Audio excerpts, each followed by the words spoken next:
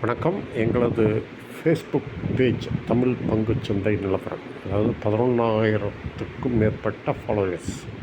இதில் ஒரு கட்டுரை எழுதியிருந்தோம். அதை பற்றி தான் இப்போ இந்த வீடியோவில் டிஸ்கஸ் பண்ண போகிறோம். நிஃப்டி 50 மற்றும் சென்செக்ஸ் போன்ற முக்கிய குறியீடுகளுக்கு, அதாவது இண்டெக்ஸஸ், ஜூலை மாதம் ஒரு வலுவான மாதமாக இருக்கும் என்பதை வரலாற்று தரவுகள் சுட்டி காட்டுகின்றன. இந்த வருடம் ஆனால் பருவமழை எதிர்பார்த்த அளவுக்கு இருக்காது என்பதை நினைவில் கொள்ளுங்கள். ஏன்றால் எல்னினோ. சரி, இப்போ இது கச்சா இது நெகட்டிவ். இது பாசிட்டிவ் என்னென்னா, கச்சா எண்ணெய் விலை குறைவு, அது ஒரு பாசிட்டிவ்.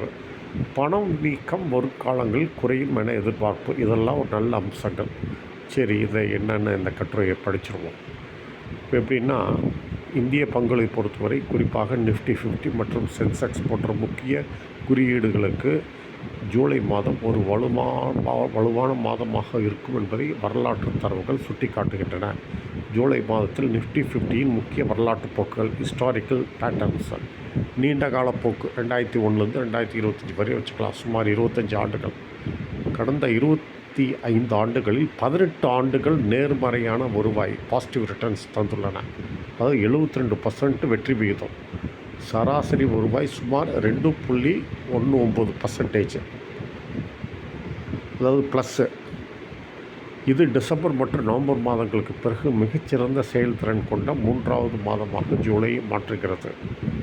சமீபத்திய 10 ஆண்டுகள், தோராயமாக 2014லேருந்து 2024 வரையும் 10 ஆண்டுகளில் 9 ஆண்டுகள் நேர்மறையான வருவாய் தந்துள்ளன. இதன் சராசரி வருவாய் 3.5%, அதாவது பாசிட்டிவ்.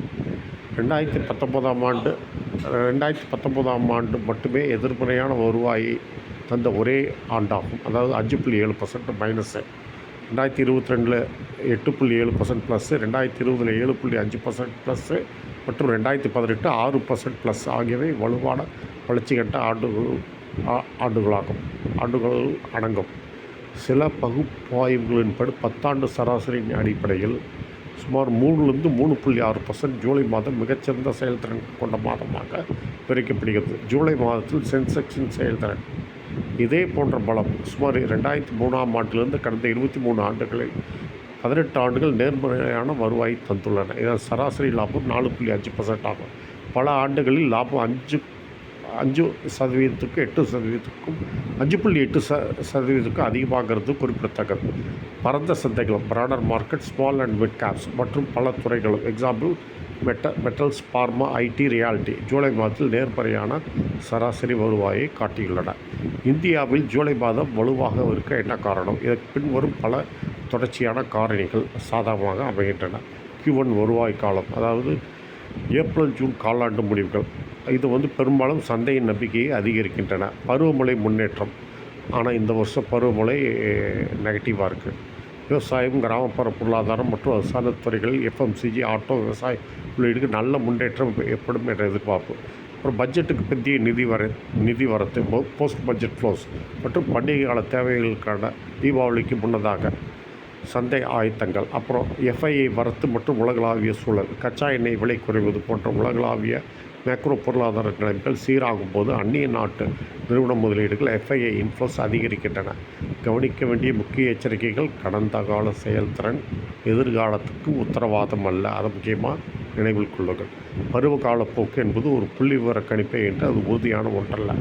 பருவமழை குறைவு, உலகளாவிய நிகழ்வுகள், புவிசார் அரசியல், எதிர்பாராத நிறுவன வருவாய் முடிவுகள் அல்லது கொள்கை மாற்றங்களால் சந்தைகள் பாதிக்கப்படலாம். 2026 தற்போதைய சூழல். ஜூலை தொடக்க நிலவரப்படி சந்தைகள் சமீபத்தில் ஏற்ற இறக்கங்கள் காணப்பட்டாலும் நிறுவன வருவாய் மற்றும் பருவமழை போன்ற காரணிகள் சாதகமாக இருக்கும் பட்சத்தில் வரலாற்று ரீதியான நேர்மறை போக்கு தொடர வாய்ப்புள்ளது. தனிப்பட்ட பங்குகள், துறைகள் பரவலாக மாறுபடலாம். குறியீட்டு அளவிலான இண்டெக்ஸ் லெவல் போக்குகள் அனைத்து பங்குகளுக்கும் ஒரே மாதிரியாக பொருந்தாது. சுருக்கமாக கூறின், அமெரிக்காவைப் போலவே இந்திய பங்குகள் ஜூலை மாதத்தில் ஒரு சாதகமான வரலாற்று விளைவை கொண்டுள்ளன. இது உள்நாட்டு பருவகால மற்றும் அடிப்படை காரணிகளால் இயக்கப்படுகிறது.